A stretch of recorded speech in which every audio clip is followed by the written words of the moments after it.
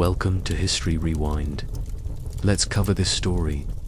It was a bitter February in Philadelphia, 1957. The sky hung low and grey. The kind of sky that presses down on your shoulders, heavy with the weight of things unsaid. On a lonely road near Fox Chase, the trees were bare and skeletal, their branches scratching at the wind like fingers reaching for answers. A teenage boy, name still withheld after all these years, was sneaking through the brush, checking on illegal muskrat traps. He didn't want anyone to see him, but what he stumbled upon just beyond the roadside, tangled in weeds and trash, would haunt the city and the country for decades to come. There, in a discarded cardboard box meant for a baby bassinet, was the naked body of a little boy. His eyes were closed. His arms were folded gently across his torso, as if someone had tried to make him look at peace. But there was no peace in this scene. Only silence, cold and questions.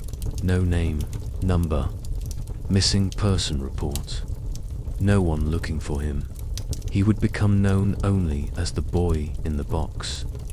And for more than 60 years, his identity remained a secret until very recently. This is the story of America's unknown child. A case filled with heartbreaking dead ends, strange clues, bizarre theories, and a truth that refused to be buried. Like, share, and subscribe if you like the video. And comment at what time and from where you're watching the video. The boy was small, maybe 4, maybe 6 years old. He was thin, underfed. Bruises blanketed his skin. His hair had been roughly chopped, uneven, as if someone had cut it in a panic. And though it looked like someone had washed his body, traces of dirt still clung to his fingernails and ears, as if they'd tried but failed to erase something. The police were called immediately. Detectives and journalists flooded the scene. It was gruesome, but they were hopeful. After all, how could a child go unclaimed? Someone must be missing him. Someone must be weeping for this boy. But no call came. No mother, no father, no neighbor, no friend, no school, no church. The child was truly and heartbreakingly alone. The box he was found in had once held a jcpenny bassinet. Investigators traced the box to a shipment sent to a single store in Upper Darby, Pennsylvania. Of the 12 bassinets sold, all customers were tracked down. Nothing suspicious, no leads. Dead end, they also looked at the blanket he was wrapped in, a faded flannel covering with a diamond pattern. But it was mass-produced, sold everywhere, useless as days passed. The Philadelphia Inquirer printed thousands of flyers featuring the boy's face, dressed up in clothes for the photograph. Since he had been found naked, the flyer said simply, "Who is this boy?" More than 400,000 of these leaflets were distributed with utility bills across the area. Tips came in by the hundreds. Some were cruel jokes, others well-meaning guesses, but none pointed to his name, none. The autopsy confirmed what everyone feared. The boy had died from blunt force trauma to the head. But that wasn't all. He had numerous healed and healing injuries. Bruises, scars, a surgical scar on his ankle, a strange scar on his groin, another under his chin. Was this child abused? Almost certainly. Was he loved? No one could say. Years passed. Police chased theory after theory, like trying to grab smoke with their bare hands. One theory focused on a foster home, less than 2 miles from the crime scene, a house that cared for unwanted children, run by a man named Arthur Nicoletti. Investigators found a bassinet identical to the one the boy's box had held. They also found blankets resembling the one he was wrapped in, but they couldn't prove any connection.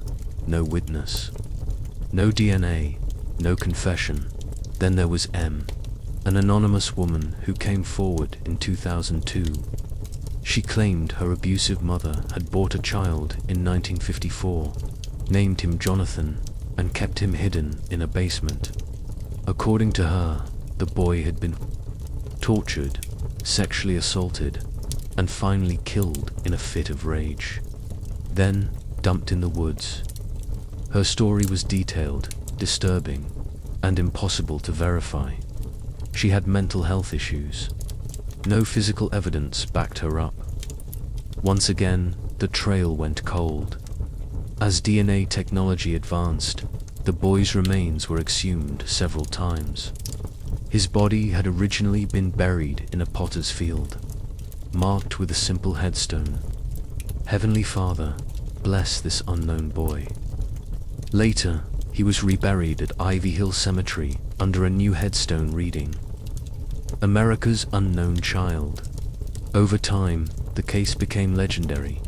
Entire websites were dedicated to it. Armchair detectives obsessed over every clue: the trimmed nails, the surgical scars, the haircut, the way his body had been posed. Some believed he had been part of a traveling circus. Others thought he had come from an orphanage out of state. There were even whispers of mob connections or satanic rituals.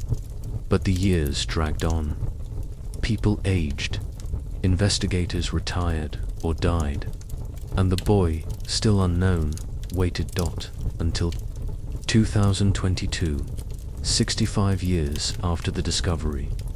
Forensic genealogists, using DNA extracted from a preserved tooth and strands of hair, made a breakthrough, working backward through family trees, cross-referencing public records, and with relentless dedication, they zeroed in on a family from West Philadelphia.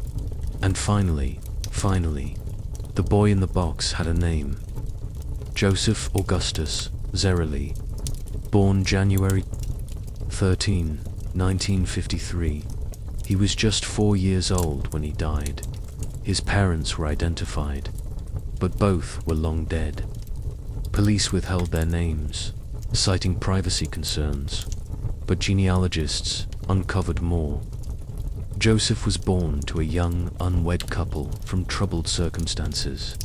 His birth certificate had been issued, then altered. He may have been hidden from the very beginning. What happened between his birth and his death remains unclear. No one has been charged. No one may ever be. But at least he is no longer forgotten. Joseph. He had a name, a birthday, a history, however short. This wasn't just a case file anymore. He was a little boy with cheeks and laughter, and maybe once a smile. A life stolen before it ever began. And all those decades, while strangers wept over him, his name had been buried beneath the very city that failed to protect him. In many ways, this case reveals the cold underbelly of mid-century America, a time when children could disappear, when abuse was often ignored, when silence protected the guilty and justice moved too slow. But it also speaks to something more powerful: the persistence of memory, the refusal to let go, the idea that even the smallest voice deserves to be heard. The boy in the box was once America's unknown child. Now, he is Joseph Augustus Zarelli, and we will remember his name.